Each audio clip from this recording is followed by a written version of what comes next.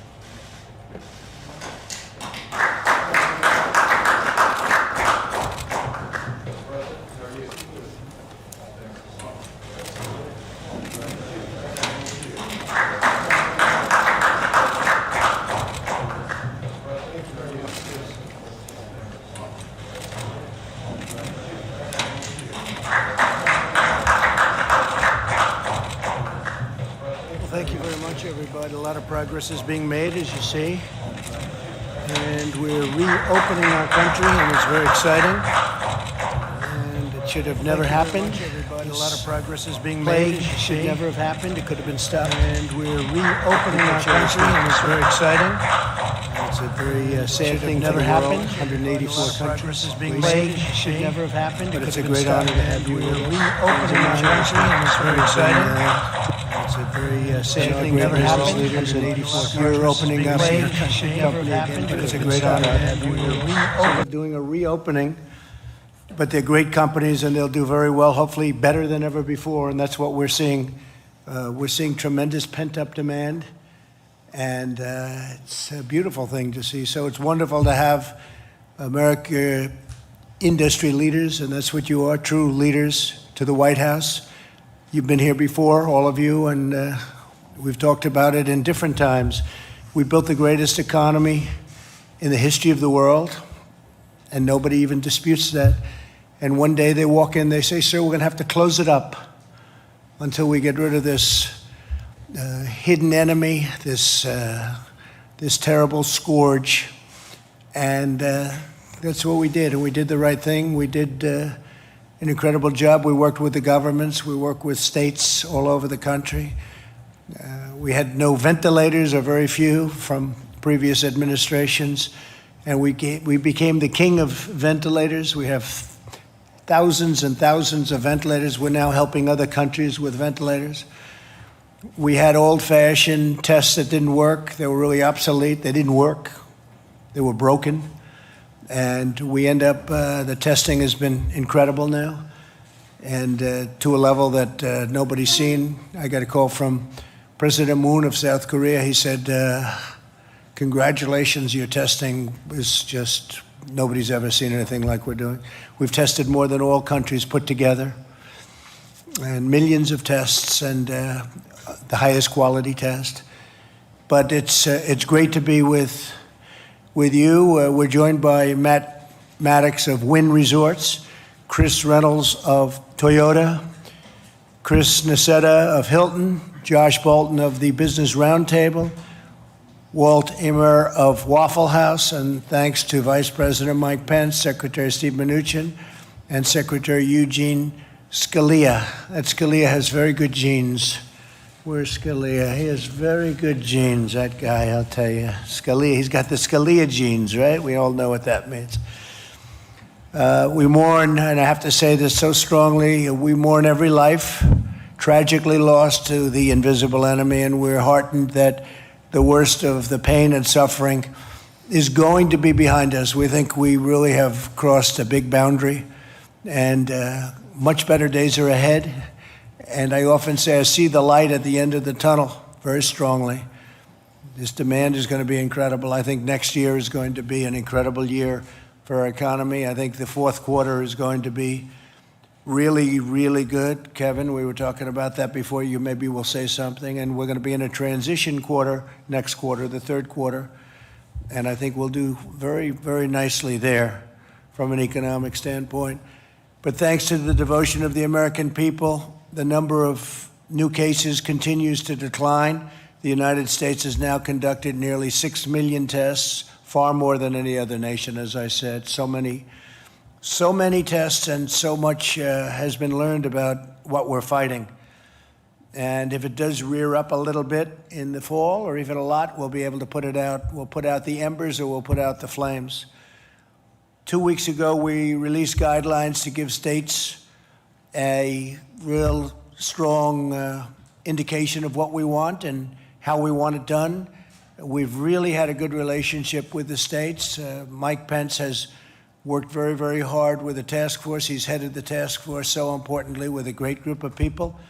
And it's just been incredible what's taken place over a very short period of time, including the gowns and all of the surgical equipment and the safety equipment and masks. People don't talk about masks anymore. That's the other thing. They're not talking about masks. They were talking about where are the masks, because we had a cupboard that was bare. We didn't have a lot of equipment or medical supplies in the cupboard that we inherited. Now we're taking in millions and millions of masks. I'll give you a number that you won't even believe we have in order. 500 million masks coming in. And we've delivered millions and millions and tens of millions of masks all over. So you don't hear about that anymore either. You don't hear about ventilators, you don't hear about masks. And you shouldn't be hearing about testing, but that's the last thing they can complain about, I guess. You know, if we do 2 million tests, they said, how come you didn't do 3? Well, we do 3, and then they say, how come you didn't do 4? That's like a dream for the media. But we've done incredible with testing, and you'll see over the next coming weeks. Mike, you may want to speak about that a little bit, but over the next coming weeks, you'll see some astonishing numbers. I don't know that all of that's even necessary. You have some governors that love the tests. You have others that like doing it a different way, an old-fashioned way, with some testing, but we're going maximum testing. We've encouraged the more than 30 states that have taken steps to resume economic activity already. We've given them tremendous encouragement and support. We're backing them 100%. You know, many governors have called me, telling me their plans, laying them out. Governor of Texas, Oklahoma, governor of Arkansas, many, many governors. I spoke with Governor Cuomo. We had a great talk today on a different subject, but he wants to get open. Everybody wants to get open. They want to get open, and they want to get back to business. And their constituents, the citizens of this country, want to get back.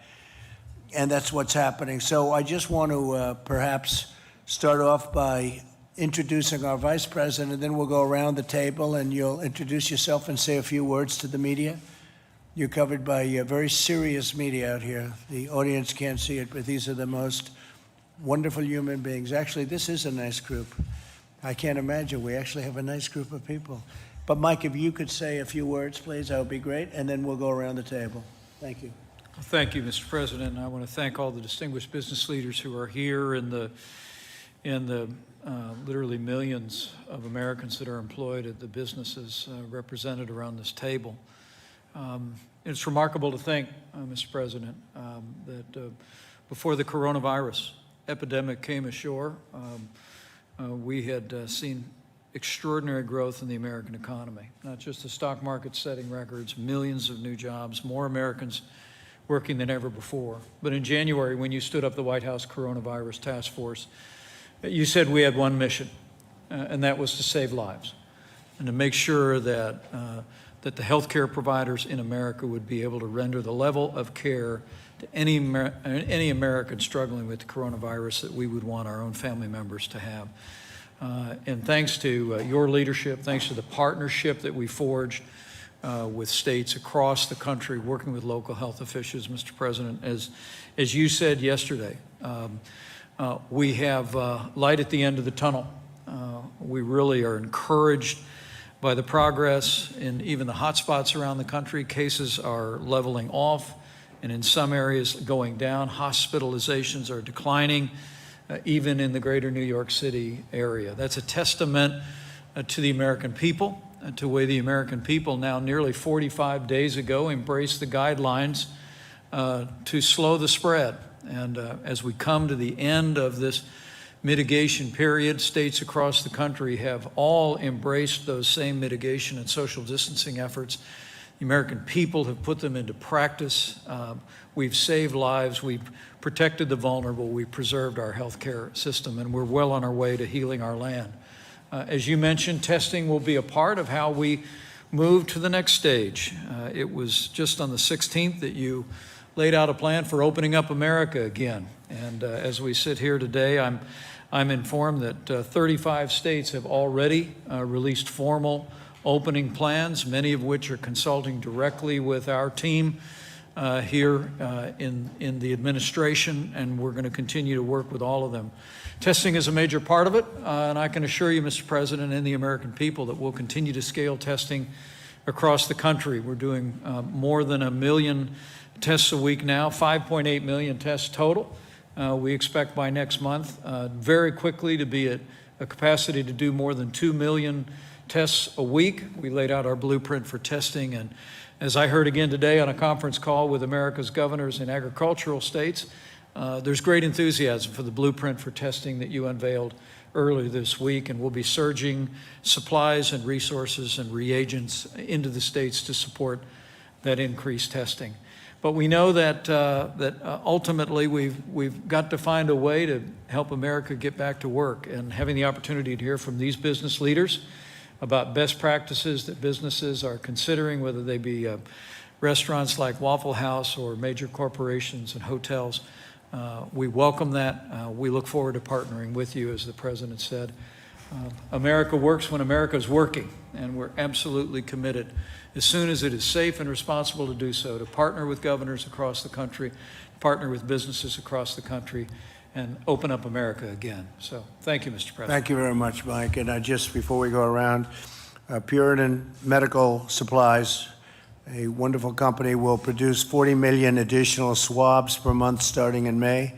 Now, they've opened up a very big process, and that was funding authorized by the Defense Production Act. So that'll help the states. And again, we're there to help the states. A lot of states can buy their own swabs.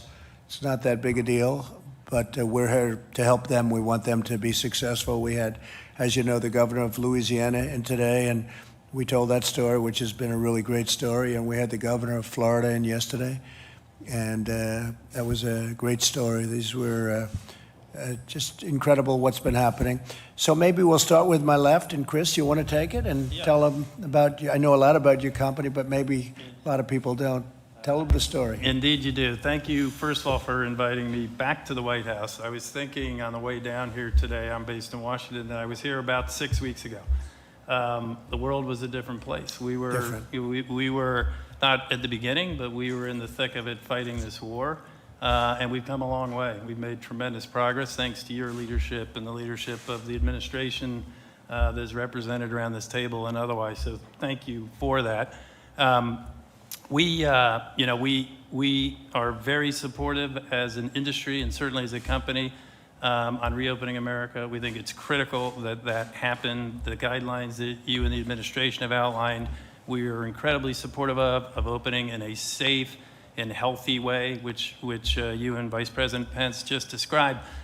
We have been trying at Hilton and as an industry to be part of the solution throughout. So in the middle of the crux of the crisis, when first responders were unable to get housing, even though our industry and our company has its share of problems, we provided with American Express 1 million rooms free of charge to first responders.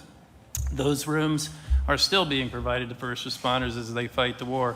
But now as we think about, and I spend my time predominantly on the reopening of our business, what we realize is that people do want to get out. They want safety. They want to be doing it in a way that is safe. They want to feel good about it, but they want to get out. They want to visit their family, their friends, their loved ones. They ultimately want to get around the country and do business again. And in order to do that, they want to feel safe. So all the work that you all are doing is obviously, as an administration in the States, is critical. What we're trying to do in our part is develop the best health and hygiene standards that exist.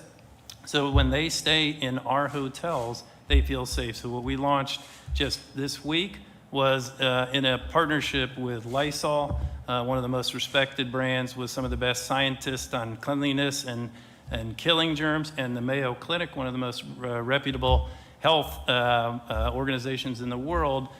We have developed and are working on the absolute best protocols so that when people come into our hotels, the rooms have been cleaned, they've been sealed, the public spaces have, and that they can feel safe and secure in that environment so they can get out and see the people they want to see and see this great country again like they used to. We've also been trying to work with the industry, and industry, to their credit, is trying to mobilize to create a consistent set of standards so that this isn't just Hilton. The whole industry, would have a set of health and hygiene standards that would make people comfortable. We will be sharing it with the administration, sharing it with governors already to try and create a standard. We stand ready as Hilton, and we stand ready as an industry to help get America open and moving again. That's great. Thank you very much. Great company, and you'll have it up and running again very soon. I know you very well, and you're going to do a great job reopening. We're reopening Hilton, and we're reopening our nation. A lot of companies are very excited right now. Steve, do you want to say just a couple of words about where we are with the different things, please? Well, I think, thank you, Mr. President, Mr. Vice President. It's great to see these companies here today. It's great to see the reopening. I think we're making an enormous amount of progress. Yesterday, we met with small businesses that we saw the benefit of the programs. Today, we're meeting with big businesses. I was particularly pleased to hear from Chris. He's been able to access the capital markets. Just the announcement of our facilities with the Federal Reserve created liquidity so that public companies could access the capital markets and not need to come to the governments for support. Thank you. Thank you very much. Please, how you doing? I'm doing great. Thank you, Mr. President. I'm Walt Amer with Waffle House in Atlanta, Georgia. It's an honor to be here today. Thank you for including me, probably a well-dressed cook and dishwasher. I don't know about big companies, but we're happy to be included. And thank you too, Mr. Vice President, for all of your support. I am here representing our industry, I believe, and in large part the independent restaurant companies of America that are out here that have helped create the fabric of our country with the restaurants that they've put in our communities and the connections they have to the communities. And we, in a small way, feel like we are a part of that. We did have the opportunity this week in the state of Georgia and the state of Tennessee to open up some of our dining rooms to dine-in customers again. And it was very welcomed by our people. It was welcomed by our customers. Our customers are ready to see some sign of progress that we are beginning to move forward. We've done it in a safe way. We have followed all of the guidelines, your guidelines, the CDC guidelines, and how to make that happen. But what we believe when we started out on this journey, we said we really have several goals. And the first goal was we wanted it to be a safe environment for our customers and for our associates. And our second goal was to create financial safety for our workforce. And I wanted to thank you personally on behalf of our workforce, for all of the stimulus funds that have gone directly to the workforce of America. It is making a difference. It has made a difference. It is keeping the economic engine turning ever so slowly right now, but it is helping keep people put food on their table and a roof over their heads. So on behalf of our workforce, I thank you for that. As we got into this, we felt like we needed to make a lot of adjustments coming in. One of the great things about a restaurant and the entire restaurant community, the restaurants are the second largest private employer in the country. And there is 1 million restaurants out there, and probably no other industry has been hit as hard from a revenue standpoint or a layoff and furlough standpoint. But restaurants, if you think about it. What's number one? What's number one? Healthcare is my understanding. Really? Good. Yeah, private employers. I assume you guys are number one overall. But so restaurants have a unique opportunity to help lead us out of this. And the reason for that, in my opinion, is that we have been practicing safe food handling for years. The safety of our guests has always been paramount. So what we have done is we've taken a workforce that is trained to do that and added more sanitation practices to it, more touch points, more social distancing as you have prescribed and the CDC has prescribed. And we have basically turned our restaurants into the ability pretty much at half capacity to seat guests in our restaurant. And it's given us an opportunity to get the wheels of the economy, our engine turning a little bit, because the next thing we want to make sure is we protect the jobs for the people that work for us and the people in our industry. So we're very appreciative. I did want to say that ever since my daughter was young, she every time she saw the WH on the TV screen, she thought that stood for Waffle House. So I don't know if you have the trademark for the WH or we do, but we could probably work something out. If I wore my WH tie for you today. This one was here first. I know. Well, we might have to talk then. So, but thank you for including us, and on behalf of all the restaurant operators out there in the country, we appreciate this opportunity to begin the journey to move forward. And thank you very much, Walt. We appreciate it. Chris Reynolds. Chris of Toyota. Yes, Mr. President. Thank you first for inviting us. Thank you, Mr. Vice President, and giving us an opportunity to share how Toyota is working within the American automotive industry to return to work safely, to reopen America safely. We announced on March 18 that we were suspending production due to the awful scourge of the coronavirus. On March 19, we started to plan to reopen. We started right away. And just to give you some quick background on Toyota, we've been here in the U.S. for over 60 years, 1,500 dealers, 1.2 million units of cars and trucks manufactured last year, 475,000 people employed, including a great number in the state of Indiana, from where our Vice President is from. Going to the next slide, we, with that as background, really are trying to apply three fundamental principles to how we're going to return to work.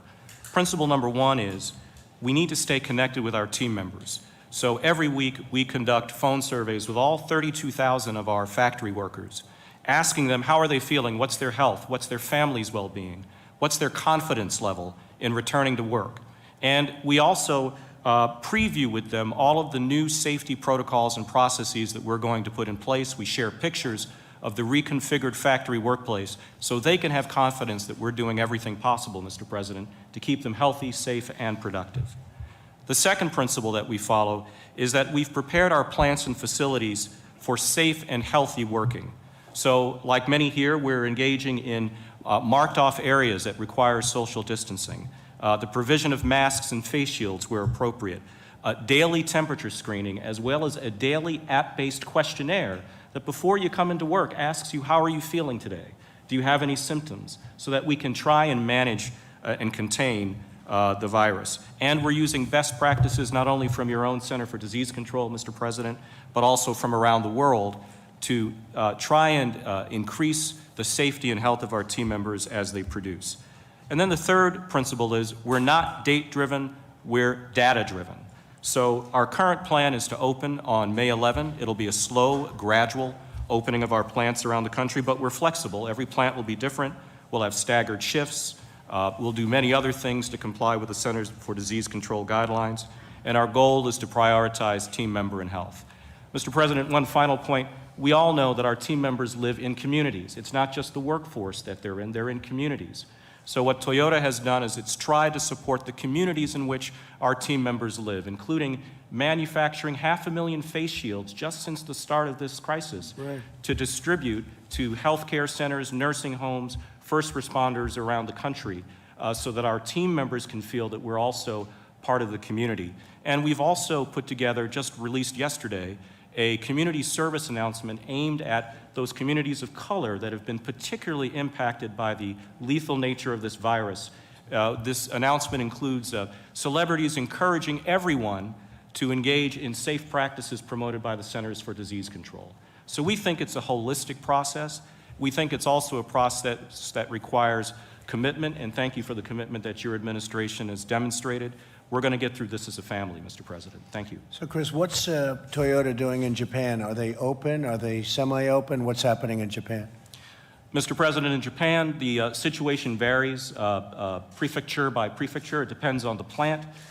Some facilities are operating, some are not, and that's really a function of both the situation on the ground in a given prefecture like our state, or it's a function of demand. So it varies, sir. Well, great job. You're going to have a great Olympics next year, too, by the way. Thank you, Mr. President. Really great Olympics. Thank you very much. Matt Maddox, please. Wynn Resorts. Hi, Yes. Thank you, Mr. President. First, I'd like to echo what you're saying about testing and testing capacity. We have seen a real expansion in testing capacity in Las Vegas, so much so that our university hospital is going from a couple hundred tests a day to 10,000 tests a day. They don't have enough people to test. So I signed a deal with them to allow all Wynn employees to get tests anytime for free, and they're going to set up on-site testing. So that's moving forward.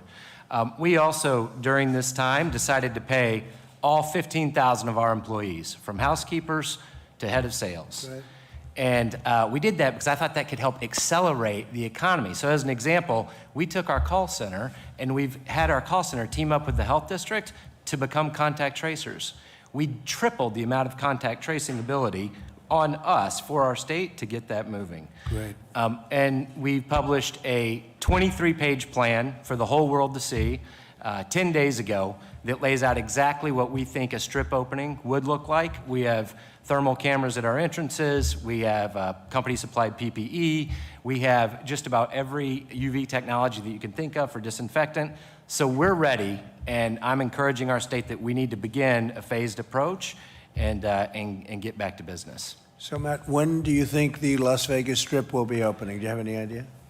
So the plan that I put forward to the state is this week, let's start phase one, golf course, tennis courts, small restaurants, small retails, nail salons, et cetera, with social distancing in place.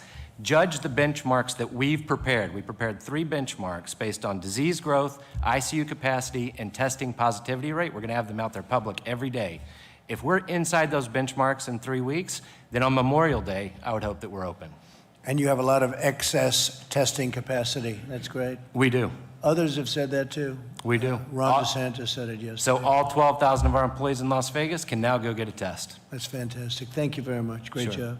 Say hello to all of my friends. I will. I All will, right. of course. Josh Bolton, please. Josh, Business Roundtable. Mr. President. And does a great job at the Business Roundtable. Thank you, Josh. Thank you, Mr. President. Thanks for this opportunity. I'm Josh Bolton. I'm CEO of the Business Roundtable, an organization of nearly 200 of America's leading CEOs who collectively employ over 15 million people. Every sector of the economy is represented in our organization, so we have an opportunity to get a view of the big picture.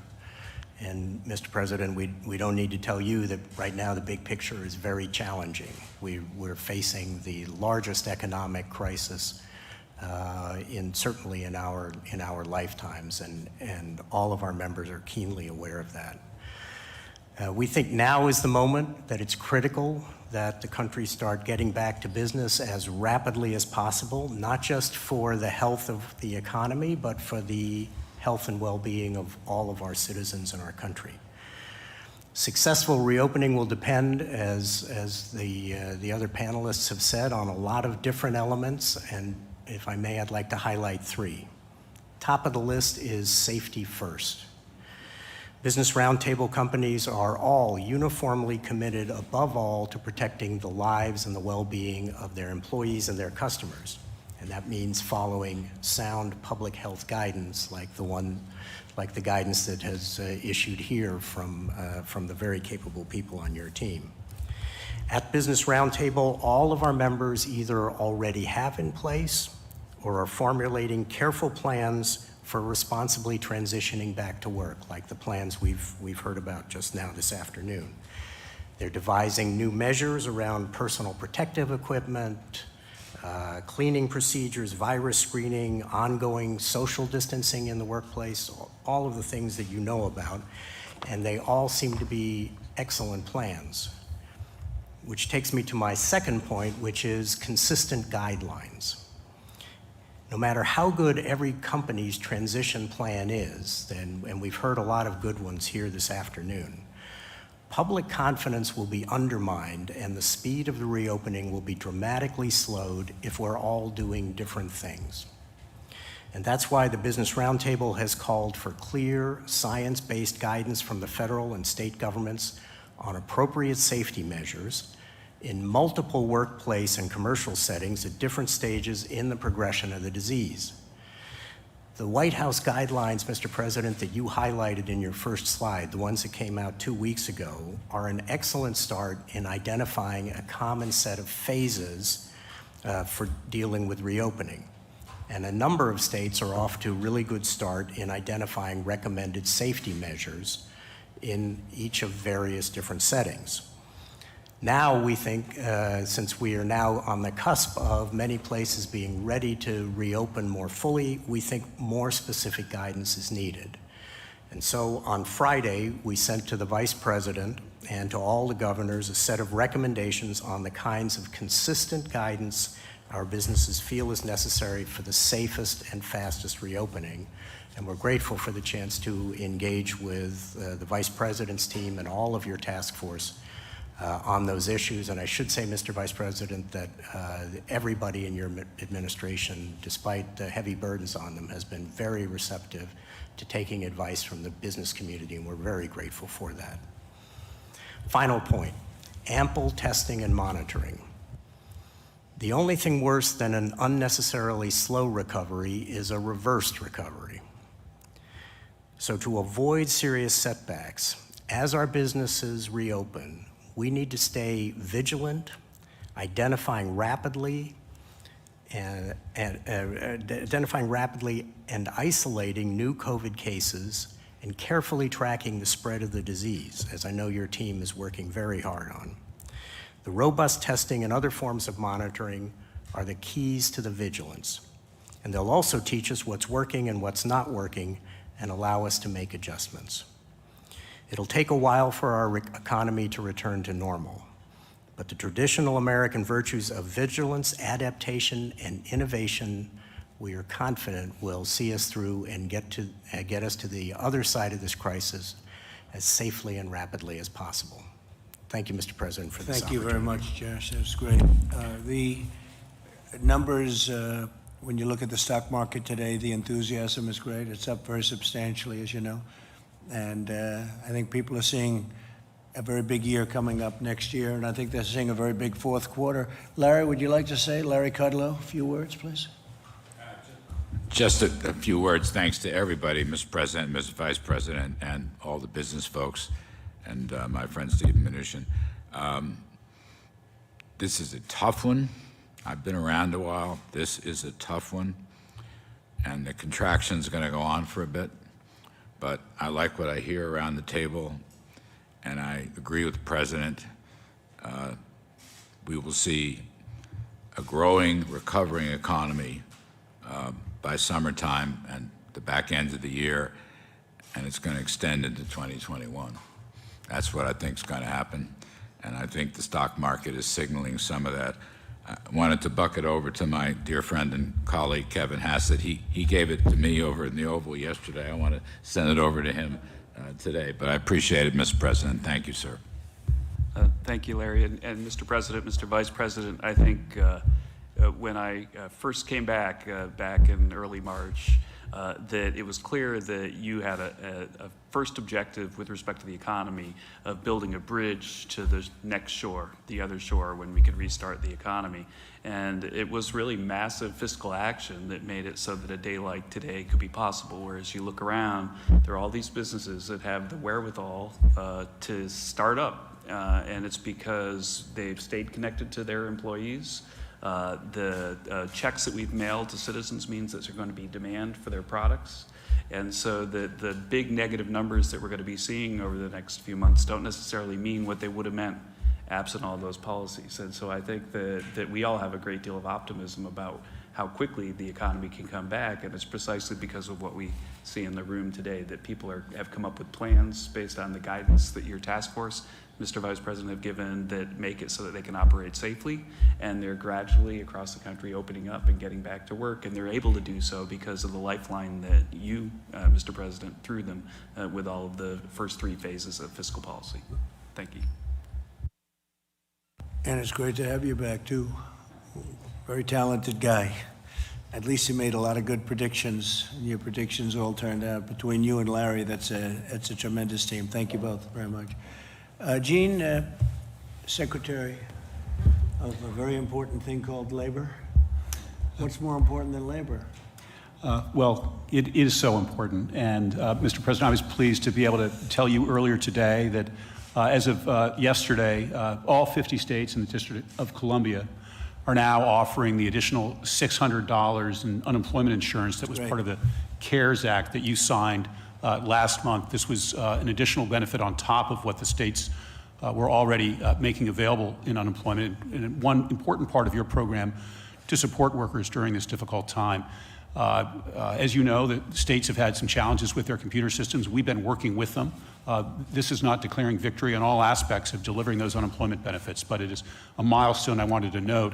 I have been very pleased to hear the discussion among this group about all the steps that companies are taking to keep their workers safe.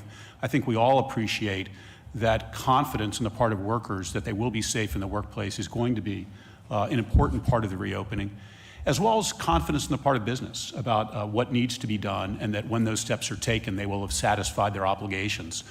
We at the Labor Department have been working carefully in conjunction with the CDC to provide guidance for a variety of different workplaces so that employers and companies know what needs to be done, and employees know as well. And we'll continue to do that.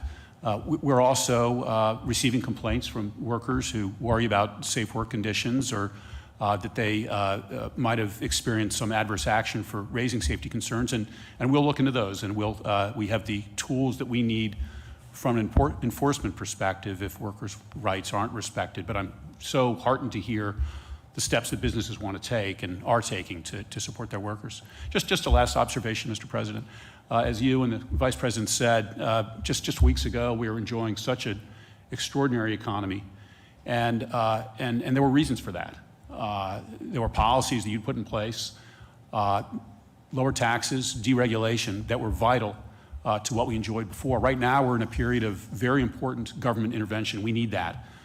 But as we look forward to the department, I think it will be important to remember as well the limits of government, and that the single best thing for workers is a vibrant economy, and that often comes from allowing free markets and free people to go about their business. We'll keep that in mind, too. Thank you. Okay. Any questions for our panelists, please? Yeah, please. This could be a question for any of the business leaders, but there are polls that show that Americans say, the vast majority of Americans say, that once they're allowed to go back to restaurants, hotels, places like that they won't, because they don't feel safe. So are you worried that until there is a vaccine, people really won't come back to some of these businesses?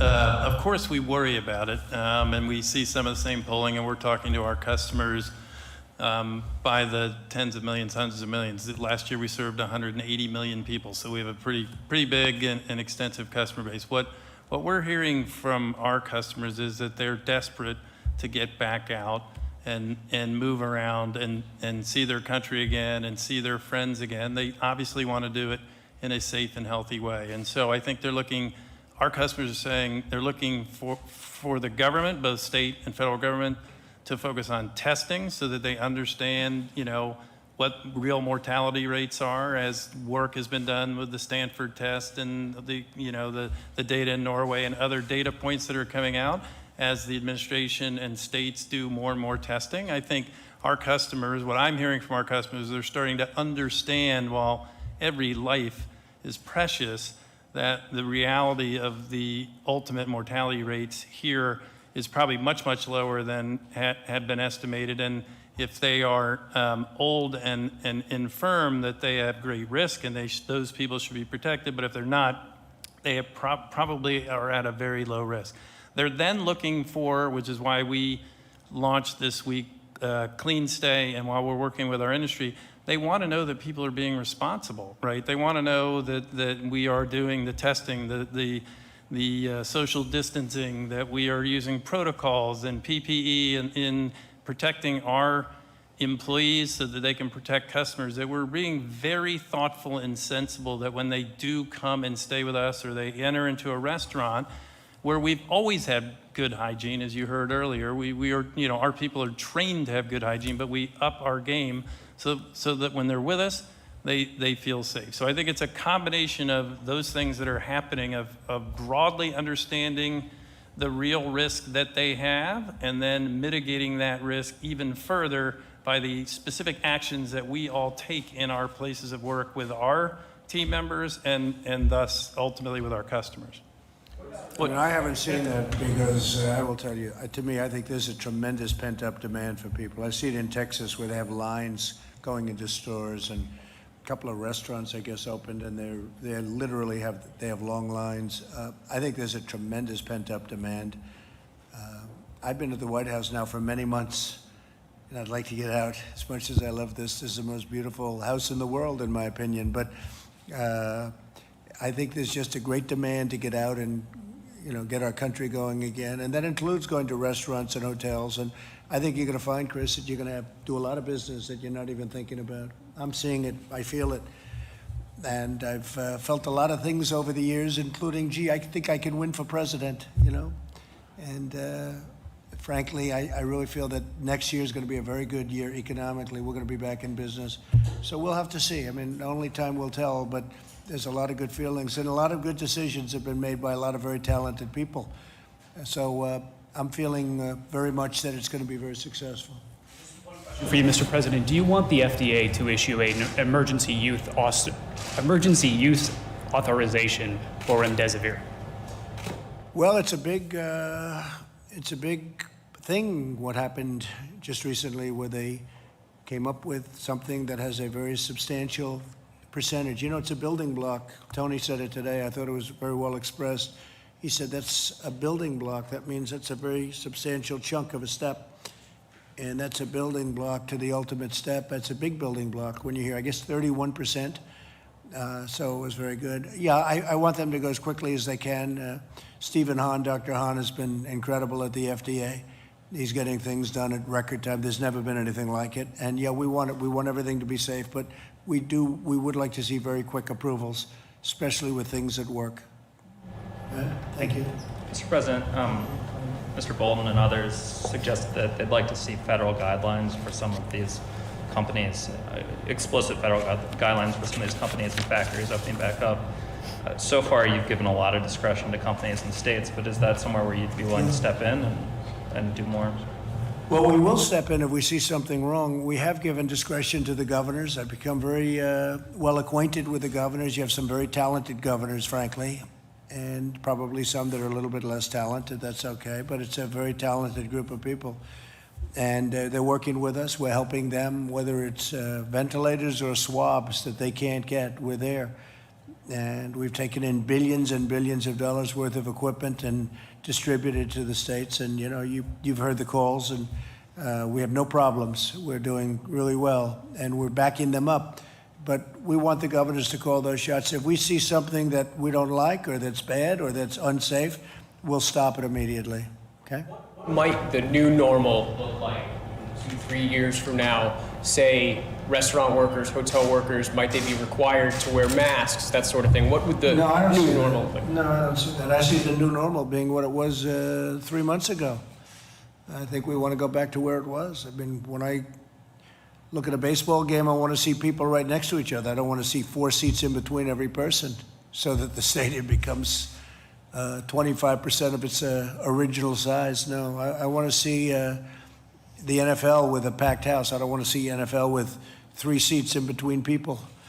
No, I want to go back to where it was. That's where we're going to be. Look, this thing will pass. And when it passes, that'll be a great achievement. And we've done a very good job. It's far too many people, needlessly, because it could have been stopped at the point of origin. And somehow we weren't helped by whether it's World Health Organization or China, whoever. We weren't, they didn't do what should have been done. It's very sad, actually, for the whole world. It's a very sad thing. It's a very, very sad event. It's a war against the invisible enemy, and we're now on the other side, and I think what I want to see is I want to see where it was. And I think we have a chance of an incredible year next year. Now, not if somebody's going to come in like our opponents and raise taxes all over the place. They want to raise taxes. That will kill something very fast. We have something that's very special. We built the greatest economy in the world, and I want to get that back as soon as possible. I think we can start getting it back very, very quickly. Look at the stock market today. When it has that kind of, Kevin and Larry, when it has that kind of, Josh, when it has that kind of a bounce today, as much as it went up, but I think it set almost a record over the last week, right? It's almost a record. And this is in the midst of something. Now, we're not in the midst. They feel we're at the other side of it, or you wouldn't be seeing numbers like this. But so we're at 24,000, maybe even a little above 24,000, and we were at 29,000. We never broke 30 on the Dow. So that's tremendous. But what it really does, you have a lot of very smart people. That means that they're looking to the future, number one. And I look at it as jobs. I also look at it as sort of guidance. It's a guidance in a sense. It's the stock market. Who would think you could have a stock market at 24,000 after we've gone through the worst pandemic since 1917? That's over 100 years. You know, is the worst since 1917. So I think that's a great indicator. There are a lot of very smart people that understand that world very well, and they have a lot of confidence in it. And that's some of the companies that we hear, public companies, but it means jobs. It also means not only guidance, it means some people, and I know some great investors, people really have a lot of confidence in what's going forward. And that's what I see, and that's where I want it to be, okay? Mr. President, Yes, are you open to making a deal with the Postal Service that would allow it to borrow from Treasury without raising its shipping rates, its package rates? Well, you have to raise the rates on packages because they're losing a fortune on packages. They're losing anywhere from $2 to $3 or $4 a package every time they deliver. So it's not fair. And it's not fair to the people that work at the Postal Service.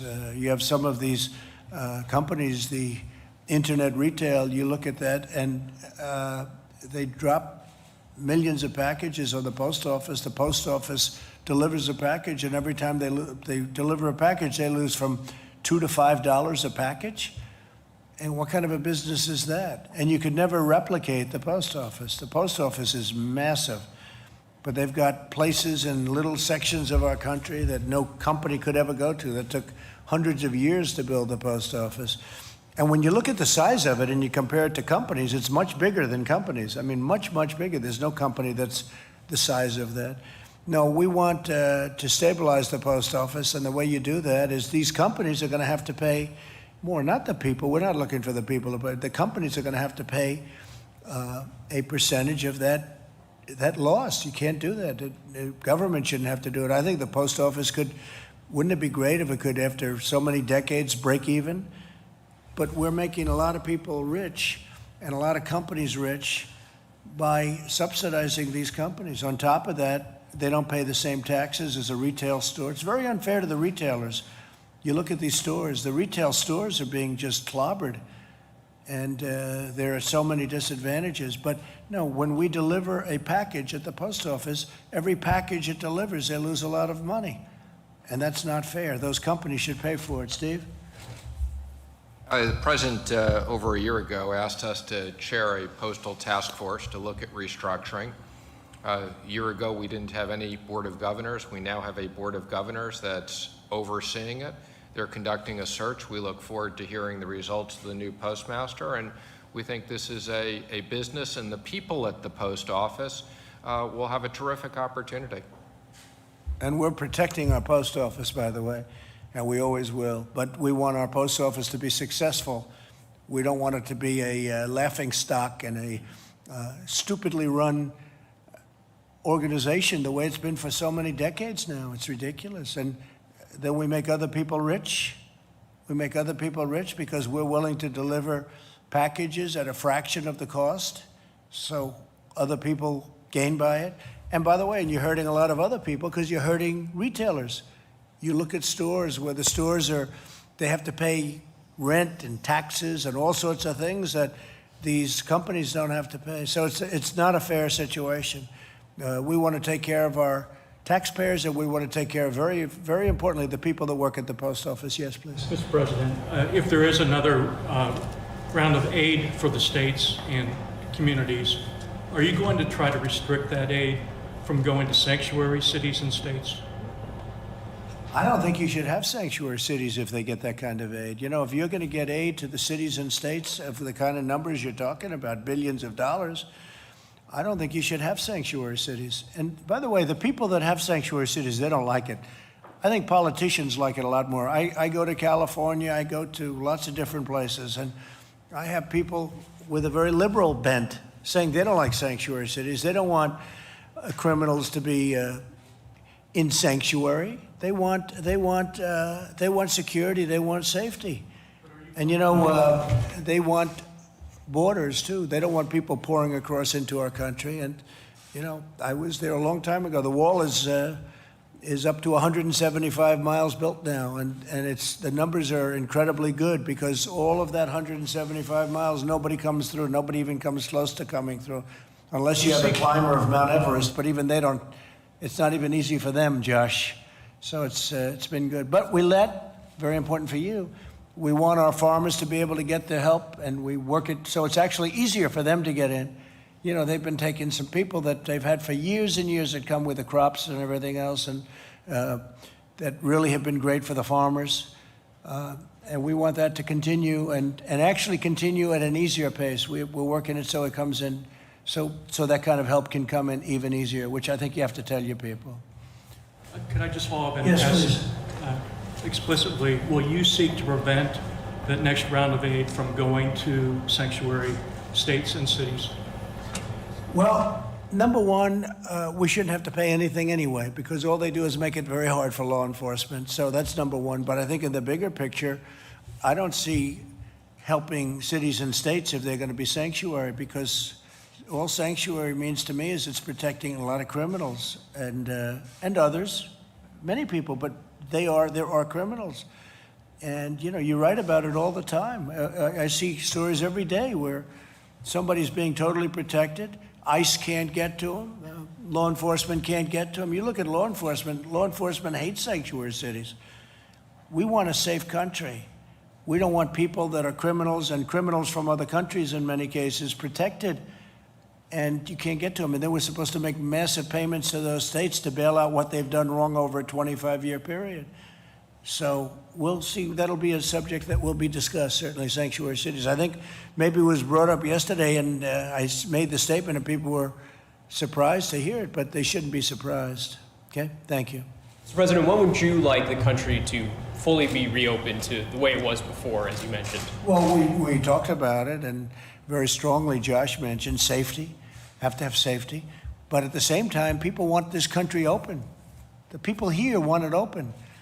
And there is a danger to too much being confined to a house or an apartment or wherever you live. You can't, we got to start moving along. And with all of the testing we're doing, with all of the things we're doing, you can do this now. And governors are actually, a lot of pressure is being put on governors right now by the people in their states. They want to get it open, and that's what you want. That's what we all want. And with all of the procedures and safety, we've learned a lot about this hidden enemy. We've learned a lot, and there'll be pockets of fire, and we'll put them out. We'll put them out very, very quickly. But, during this period of time, I think we've really learned a tremendous amount about how to handle it. Nothing easy, but we want safety. So we want safety, and we want economic, where people can go and make a great living and go back to living the way, we had wonderful people in yesterday where the business was going to be lost other than what we did, Steve, with the great programs that we set up. Their businesses were gone. One man, he was a chef with 5 children, and his mother lived with him and his wife, and he lost his job for the first time in his life. Some of you were there. And you had others that were equally so. It's pretty amazing. I thought it was pretty amazing display of what we've done to help a lot of people. And you have millions of people like that, millions that have been helped where they wouldn't have a job right now, and where the small business would have closed. Now, these are big businesses, but the small businesses would have closed. And I think it's great when which is a terrific group of people. But when Matt says that, we're supporting all of the people, I know what that is. That's a big, you practically a full staff and you have no income. That's a big thing. That's a great thing. And I hope you're rewarded for that. Thank you. Thank you very much. No, it's a tremendous thing. Target date? Well, yeah, its target date is as soon as possible. Some states are already open. I mean, they're opening up rapidly. We have a number of them opening up on Monday. We have a number of them opening up sooner than that, as you know, or at least partially opening. Some of them even even with a very strong bent toward opening, they're opening up where they'll open a certain amount here, restaurants at 25%, then going to 50%, then ultimately we want to be back to where we're 100%. We don't want. I had one restaurant owner come up to me and said, "Sir, I'm going to be opening up, but if I distance too much, I have 50% of the restaurant I had." I said, "And you'll also have a worse atmosphere." We want to be back where we can have. We want it to be the way it was, because the way it was is the right way. We can't have somebody with a half a restaurant. You understand? He had 175 seats. Now he's got half. That's not going to pay the rent or whatever. Same thing with an owner. I was on the phone with the commissioners and some of the owners of sports, of big-time sports, and he was talking almost like he was going to have 2 or 3 seats in between everybody that was there. And I said, you're not going to have to do that for that long. You're going to be back. He said, really? Oh, really? He was like, I don't want people to get used to this, because this virus is going to be gone. And when it's gone, you want to get back to normal. You're not going to have a stadium that's 30% the size of what it was 3 months ago. If I watch Alabama play LSU, I don't want to see 20,000 people instead of 120,000 people. We want it to be the way it was. Now, we've got to wait till it's gone, and it will be gone, and we've done a lot to get rid of it. But we want to open our country. The people want this country open. Please. So this 100% scenario you're laying out, going back to the way it was, is that before the vaccine or after the vaccine? So a lot of progress is being made on a vaccine, but you never know, right? You never know. With SARS, they didn't come up with a vaccine, and sometimes they don't, and sometimes they do. I will say this, I don't think there was the same effort, because a lot of people don't know what SARS is, and some people do. But they do come up with vaccines. I mean, you look at what's happened as an example with Ebola, with AIDS, with others that have been so incredibly successfully, if not eradicated, certainly it's been incredible what some of, with what these people that I'm dealing with right now, like Gilead today, with, what they came up with as an example, that's far ahead of schedule. So we're looking for vaccines, we're looking for therapeutics also. I mean, I think therapeutics right now, if you gave me both, I'd rather have the therapy, because that, makes people better right now, whether it's helping them along or makes them better almost instantly. We have to see. But there's tremendous work on therapeutics going on, and I think we're having some good results. One of them was Gilead today. 100% the full restaurants, the stadiums, theoretically could come before the vaccine. I'm not relying on that. I hope that's going to happen. Johnson & Johnson, Oxford, you hear a lot of very good stories. I'm hearing them really firsthand, good stories, very promising, but they have to test it. Maybe it's not safe. Maybe it eradicates it, but it's not safe. And, they have to do testing with vaccines, whereas the therapeutics, it goes a lot quicker in terms of the process. No, if you don't have a vaccine, if the virus is gone, we're like we were before. But having a vaccine would be a great thing. And I think we're going to get there in this case, just based on what I know, but we'll see what happens. Look, the Gilead research has been, that's gone so fast. That's gone at a level of speed that nobody's ever seen before. And that's a stepping stone. So I think they're doing very well. But no, I want to get back with or without, but I want, obviously we have to wait till it's gone. It will be gone. And we want to be back to where we were, yes. Without a vaccine, sir, why do you think the virus will just be gone? It's going to go. It's going to leave. It's going to be gone. It's going to be eradicated. And it might take longer. It might be in smaller sections. It'll be It won't be what we had, and we also learned a lot. Again, if you have a flare-up in a certain area, if you have I call them burning embers, boom, we put it out. We know how to put it out now, but we put it out. And now we're equipped. Now we have more ventilators than anyone thought was possible. I mean, we're doing a tremendous service for the world right now. We're giving ventilators. You know, we're making hundreds of thousands of ventilators in, I believe, 9 different plants that made other products, in some cases cars, in some places other things. These companies, General Motors and Ford in another way, and GE, so many companies, Honeywell, they've stepped up. 3M has been terrific. They've stepped up like nobody's ever seen before. And the job they're doing is great. And I'll tell you, I think the job that they're doing on vaccines and on therapeutics has been great too. We'll see. I mean, we'll let you know about that in a little while. Please. Anybody else? Yeah, Mr. President, oil's up today, partially on reports that the Treasury Secretary and others may have. What is it up to? Depends on which, but it's about $25. But on the suggestion that the Treasury Secretary and others may have presented you with a plan for government assistance to the oil companies. Well, we're not going to let our oil companies go and get in trouble.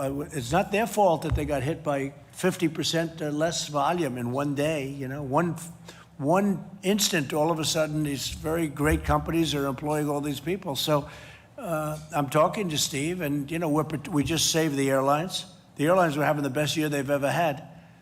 And then all of a sudden they're like out of business. We can't let that happen. So we saved the airlines. That's done. We're saving other companies and industries. And I would say, Steve, maybe you can talk to it, but I think the oil industry is one of the top on the list. So we're looking at a lot of different strategies. We have a dedicated team combined of people at Treasury and people at the Department of Energy. As I've said before, this is not going to be a bailout of shareholders, but this is going to be supporting the national security issue. I would just comment the Secretary of Energy has done an extraordinary job of taking in oil in the strategic reserve and being paid for the storage capacity in oil.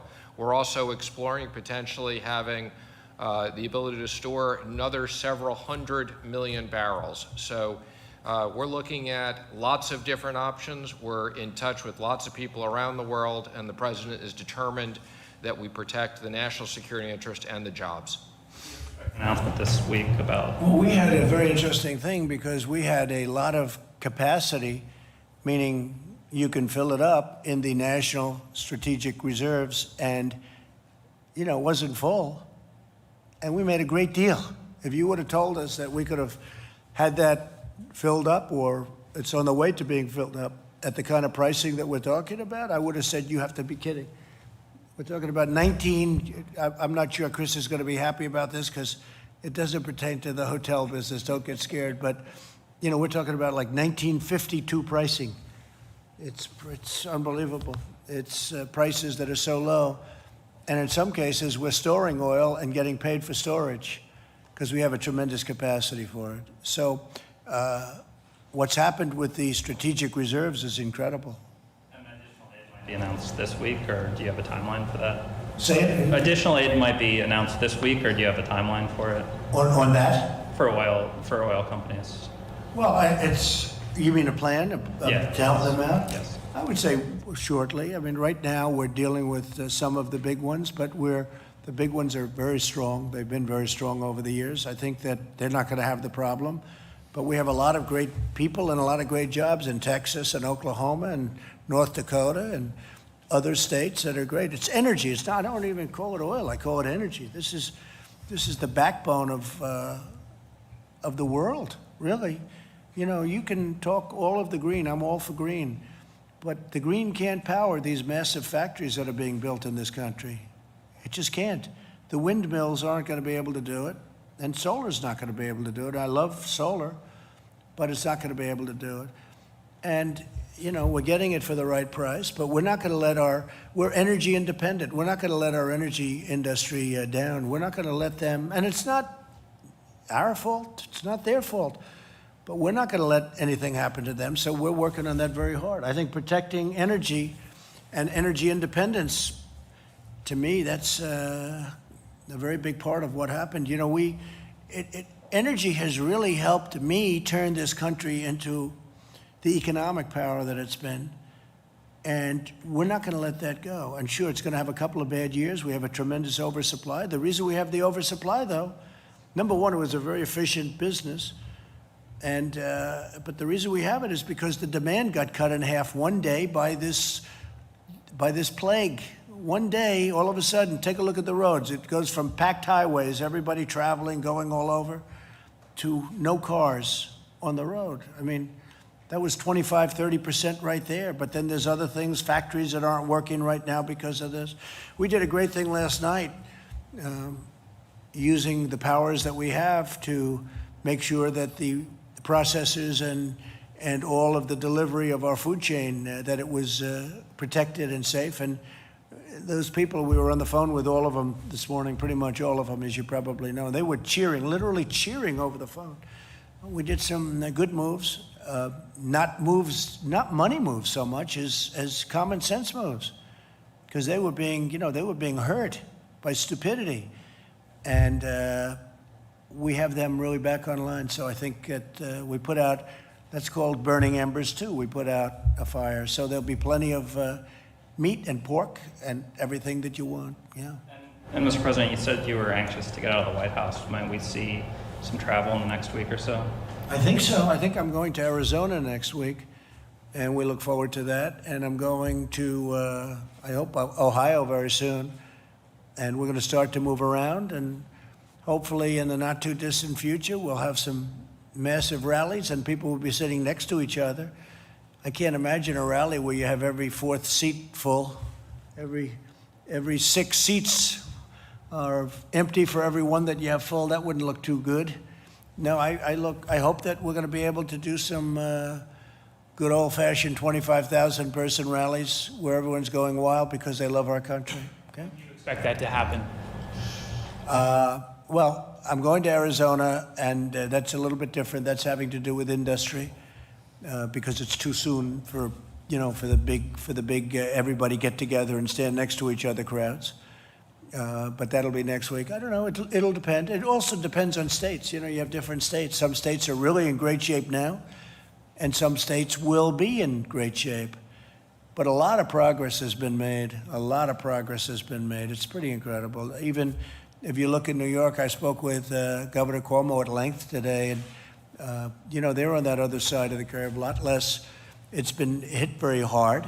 It's New York, and you probably would expect that, but they're on the other side of that curve. The bed usage and the people coming to hospitals is way down, much lower than it was. So a lot of very positive signs are happening. Okay. So, President, do you expect to be able to hold rallies before the election? Do you I think hope so. I hope so. Look, we have a tremendous pent-up demand. They love what we're doing. They don't want to have taxes raised.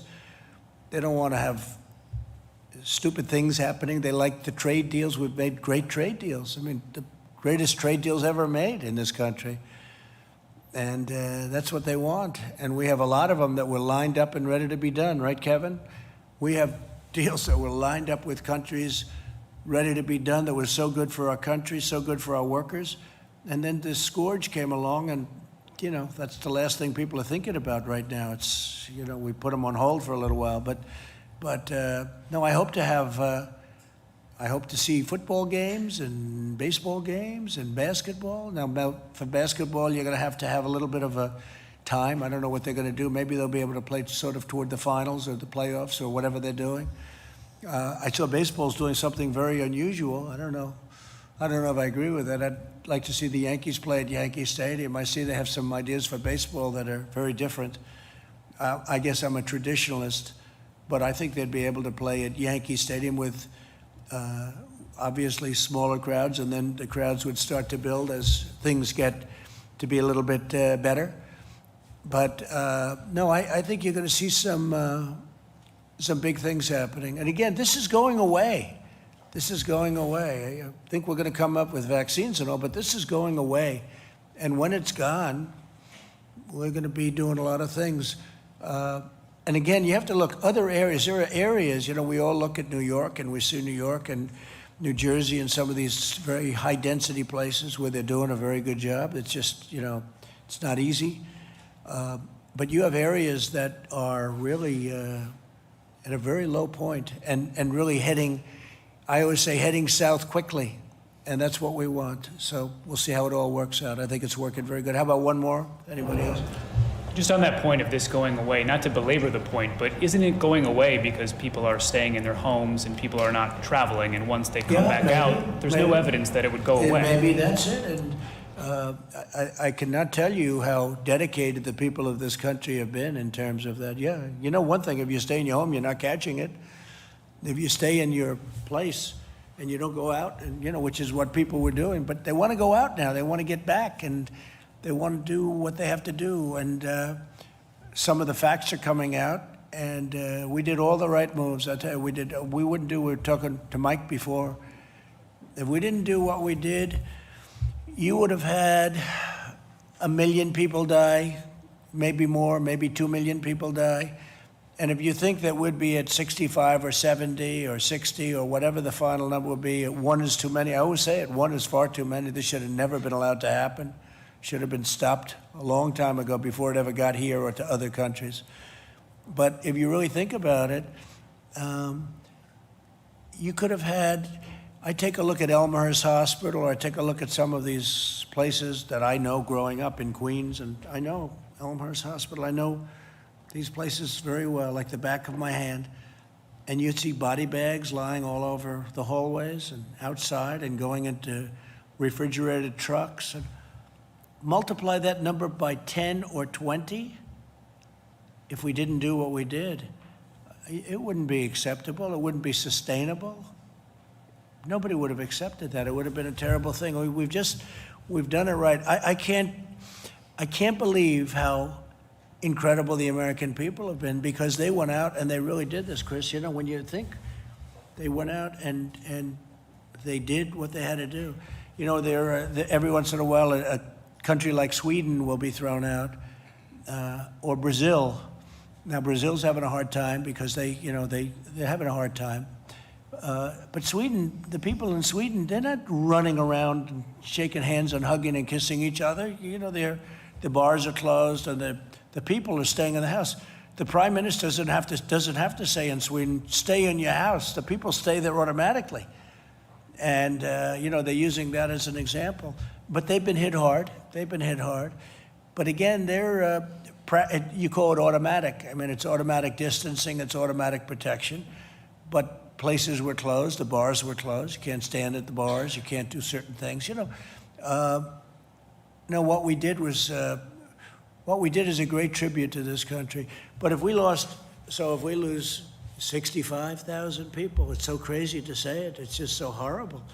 But if we lose 65,000 people, and instead of that going the other route, we would have lost 1 million or 1.5 million or 2 million, it's possible.